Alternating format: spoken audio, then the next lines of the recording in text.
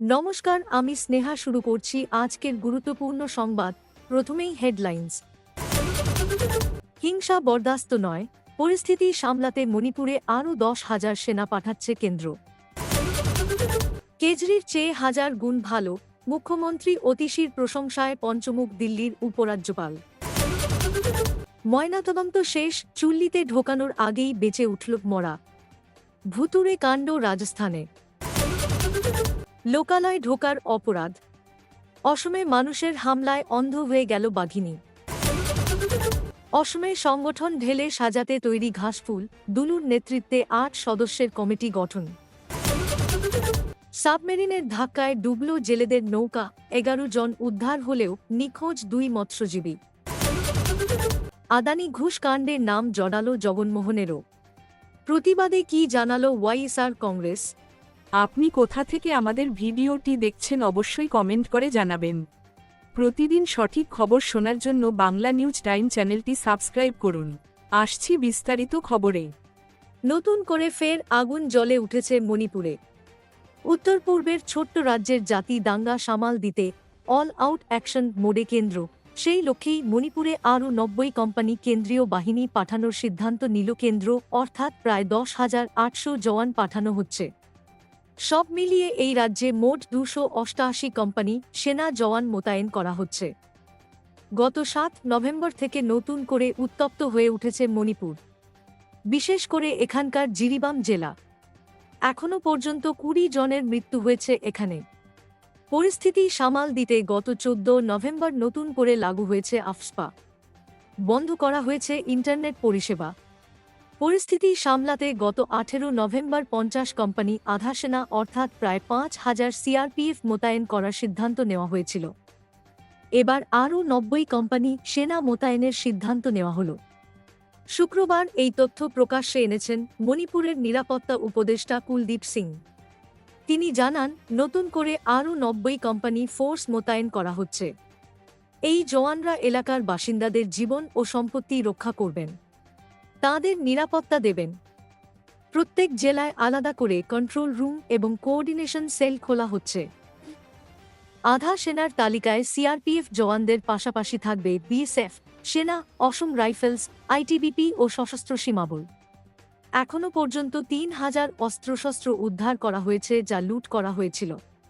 নতুন করে যাতে কোনো হিংসার ঘটনা না ঘটে তা নিশ্চিত করতেই এই পদক্ষেপ।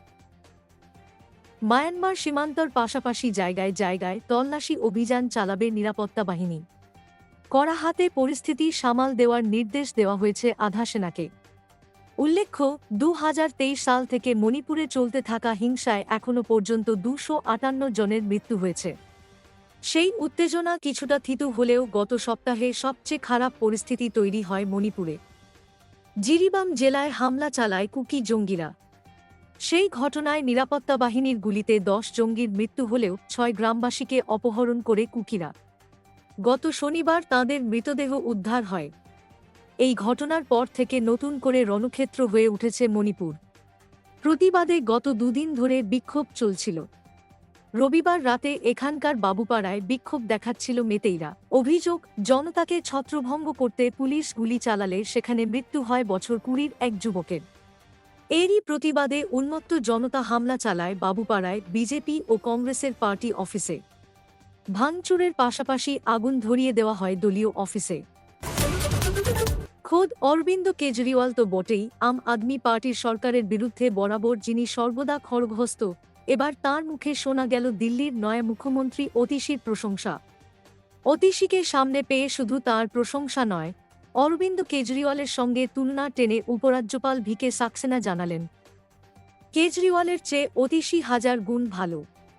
অতীশীর সঙ্গে প্রকাশ্যে কখনো সংঘাতে না জড়ালেও উপরাজ্যপালের তরফে কেজরির বিশ্বস্ত এই নেত্রীর প্রশংসা কিছুটা ব্যতিক্রমী বলেই মনে করছে রাজনৈতিক মহল। শুক্রবার দিল্লির এক মহিলা বিশ্ববিদ্যালয়ের অনুষ্ঠানে উপস্থিত হয়েছিলেন মুখ্যমন্ত্রী অতীশী ও উপরাজ্যপাল ভিকে সাক্সেনা। সেখানেই মুখ্যমন্ত্রীর প্রশংসা করে তিনি বলেন, আজ আমি অত্যন্ত খুশি যে দিল্লির মুখ্যমন্ত্রী একজন মহিলা, এবং আমি অত্যন্ত গর্বের সঙ্গে জানাচ্ছি উনি আগের মুখ্যমন্ত্রীর তুলনায় হাজার গুণ ভালো। শুধু তাই নয়, মুখ্যমন্ত্রীকে পাশে বসিয়ে উপস্থিত ছাত্রীদের উদ্দেশ্যে বার্তা দিয়ে উপরাজ্যপাল বলেন, তোমাদের বয়সের সঙ্গে সঙ্গে দায়িত্ব বাড়বে। প্রথমে আপনাদের নিজেদের প্রতি দায়িত্ব পালন করতে হবে, দ্বিতীয়ত মা বাবা পরিবারের প্রতি দায়িত্ব, এবং তৃতীয়ত সমাজ ও রাষ্ট্র নির্মাণের প্রতি কর্তব্য পালন করতে হবে, এবং সবশেষে লিঙ্গের বেড়াজাল ভেঙে কাঁধে কাঁধ মিলিয়ে লড়তে হবে। উল্লেখ্য, অরবিন্দ কেজরিওয়াল দিল্লির মুখ্যমন্ত্রী পদে থাকাকালীন উপরাজ্যপাল ভিকে সাক্সেনার সঙ্গে প্রশাসনিক সংঘাত চরম আকার নিয়েছিল। পরিস্থিতি এমন পর্যায়ে যায় যে শীর্ষ আদালতের দ্বারস্থ হতে হয় কেজরিকে। তিনি অভিযোগ করেন, সরকারি আধিকারিকরা তাঁর কথা শুনছেন না। প্রশাসনিক অসহযোগিতা তো বটেই, কেজরিওয়াল সরকারের পুরো মন্ত্রিসভার বিরুদ্ধে দুর্নীতির অভিযোগ তুলেছিলেন উপরাজ্যপাল। তার অনুমোদনেই আবগারি দুর্নীতি মামলার তদন্ত শুরু হয়, এবং এই মামলায় কেজরিওয়াল সহ আম আদমি পার্টির একের পর এক মন্ত্রীকে জেলে যেতে হয়। সম্প্রতি জেল থেকে মুক্ত হওয়ার পর মুখ্যমন্ত্রী পদ থেকে ইস্তফা দেন কেজরিওয়াল। তার জায়গায় দায়িত্ব দেওয়া হয় অতীশীকে। নয়া মুখ্যমন্ত্রী দায়িত্ব নেওয়ার পর অবশ্য রাজ্যপালের সঙ্গে নতুন করে সংঘাতের ঘটনা ঘটেনি। এদিকে আগামী বছর দিল্লিতে বিধানসভা ভোট।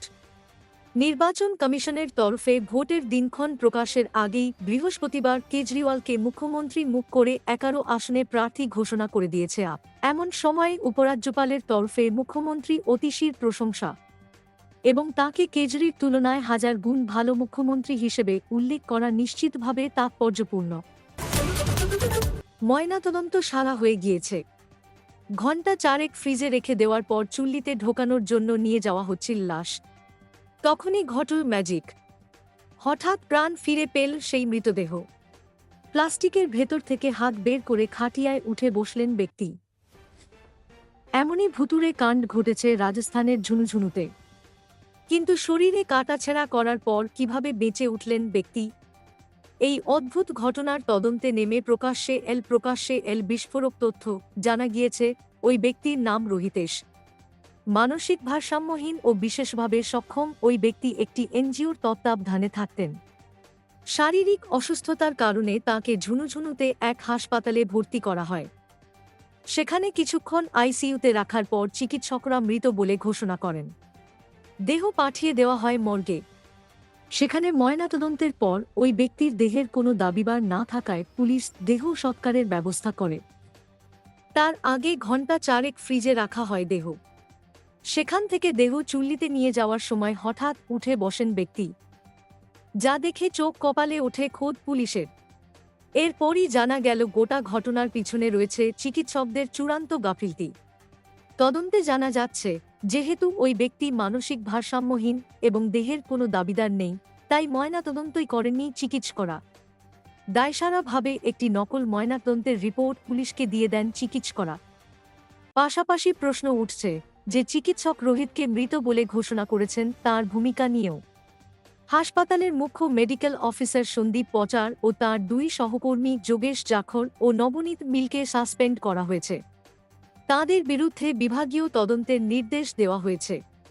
জানা যাচ্ছে, এই ঘটনা প্রকাশ্যে আসতেই প্রশাসনের তরফে জেলা রেভিনিউ অফিসার ও পুলিশকে তদন্তের জন্য পাঠানো হয়। হাসপাতালের সিসিটিভি ফুটেজ দেখে এবং জিজ্ঞাসাবাদ করেই একে একে প্রকাশ্যে আসে চিকিৎসকদের এই চরম গাফিলতির বিষয়টি। লোকালয়ে ঢুকে পড়েছিল অতিকায় বাঘিনী। তাকে দেখে আতঙ্কিত হয়ে হামলা করল গ্রামবাসী। লাঠির আঘাত ও ছোড়া পাথরের আঘাতে অন্ধই হয়ে গেল পশুটি। এমনই এক বেদনাদায়ক ঘটনার সাক্ষী হল অসমের নগাঁও। গত জুলাইয়ে হওয়া বন্যার ধাক্কায় অসমে কেবল মানুষই নয়, পশুরাও প্রবল ক্ষতিগ্রস্ত হয়েছে। তাদের বাসা ভেঙে গিয়েছে বা জলের তোড়ে ভেসেও গিয়েছে। সেই কারণে ঠাঁইনাড়া হয়ে ইতস্তত ঘুরতে হচ্ছে তাদের। এই বাঘিনীও তেমনই এক পথভ্রষ্ট প্রাণী বলে মনে করছে বন দপ্তর। কামাখ্যা অভয়ারণ্য ছেড়ে সে ঢুকে পড়েছিল গ্রামে। আর তারপরই ছড়িয়ে যায় আতঙ্ক, যদিও কাউকেই আক্রমণ করেনি অতিকায় বাঘিনীটি। কোনো মানুষ কিংবা গৃহপালিত পশুর উপরে হামলার ঘটনা না ঘটলেও স্রেফ আতঙ্কিত হয়েই তাকে পাথর ছুঁড়তে শুরু করে বহু মানুষ। আর তাতেই চোখে আঘাত পায় সে। জানা গিয়েছে, তার বাঁ চোখটি সম্পূর্ণ নষ্ট হয়ে গিয়েছে। ডান চোখটিও ক্ষতিগ্রস্ত। রেঞ্জার বিভূতি মজুমদার বলছেন, গত জুলাই থেকেই এই অবস্থা। বন্যার কারণে জঙ্গলের পাশের গ্রামে অহরহ ঢুকে পড়ছে বাঘ। আহত বাঘটিকে কাজিরাঙ্গার centre for wild life rehabilitation and কনজারভেশনে নিয়ে যাওয়া হয়েছে। জানা যাচ্ছে, কেবল চোখেই নয়, মাথা ও শরীরে অভ্যন্তরেও চোট পেয়েছে বাঘিনীটি। রেঞ্জ অফিসার জানিয়েছেন, ইতিমধ্যেই গ্রামবাসীদের একাংশের বিরুদ্ধে অভিযোগ দায়ের করা হয়েছে। এই হামলায় কারা জড়িত তাদের চিহ্নিত করার চেষ্টা হচ্ছে বলেও জানিয়েছেন তিনি। সুস্থ না হলে বাঘটির পুনর্বাসনের সম্ভাবনা উড়িয়ে দিচ্ছেন ওই আধিকারিক। সম্ভবত বাকি জীবন চিড়িয়াখানাতেই কাটাতে হবে ওই দৃষ্টিহীন বাঘিনীকে। অসমে তৃণমূলের সংগঠনকে মজবুত করতে এবার সাংগঠনিক পর্যালোচনা কমিটি গঠন করল তৃণমূল। শুক্রবার এই তথ্য প্রকাশ্যে এনেছে অসম তৃণমূল কংগ্রেস। নয়া এই কমিটিতে রাখা হয়েছে ৮ জন সদস্যকে। এখানে চিফ কোঅর্ডিনেটরের দায়িত্ব দেওয়া হয়েছে তৃণমূল নেতা দুলু আহমেদকে। পাশাপাশি আহ্বায়কের দায়িত্ব দেওয়া হয়েছে তৃণমূল নেতা তড়িৎ চক্রবর্তীকে।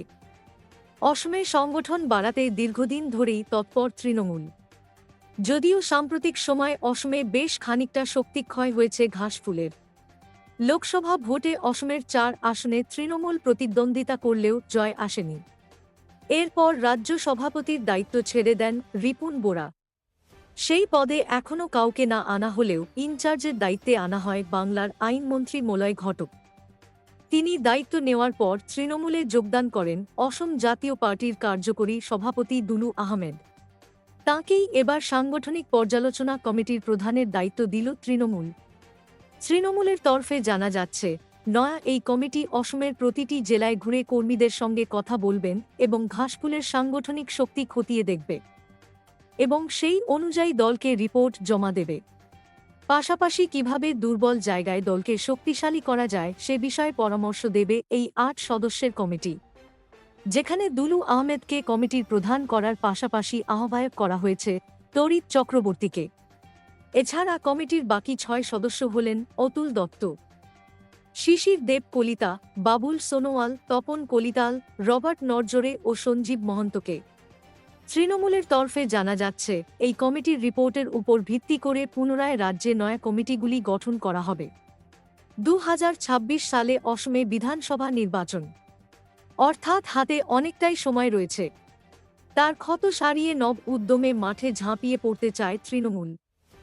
মলয় ঘটক দায়িত্ব নেওয়ার পর এবার সেই কাজে জোরকদমে ঝাঁপিয়ে ঘাসফুল শিবির। গোয়া উপকূলে ভয়াবহ দুর্ঘটনা। নৌসেনার ডুবোজাহাজের ধাক্কায় ডুবল মৎস্যজীবীদের নৌকা। দুর্ঘটনার সময় নৌকায় ছিলেন ১৩ জন মৎস্যজীবী।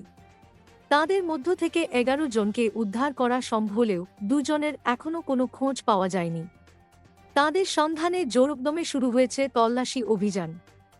প্রতিরক্ষা মন্ত্রক সূত্রে জানা গিয়েছে, গত বৃহস্পতিবার গোয়া উপকূল থেকে প্রায় ৭০ নটিক্যাল মাইল দূরে সমুদ্রে মার্থমা নামে এক নৌকায় মাছ ধরছিলেন মৎস্যজীবীরা। তখনই ডুবোজাহাজের সঙ্গে ধাক্কা লাগে নৌকাটির। জোরালো ধাক্কায় টুকরো টুকরো হয়ে যায় জেলেদের নৌকা। উত্তাল সমুদ্রে পড়ে যান মৎস্যজীবীরা। সঙ্গে সঙ্গে উদ্ধার কাজে নামে নৌসেনা। ১১ জনকে দ্রুত উদ্ধার করা হয়।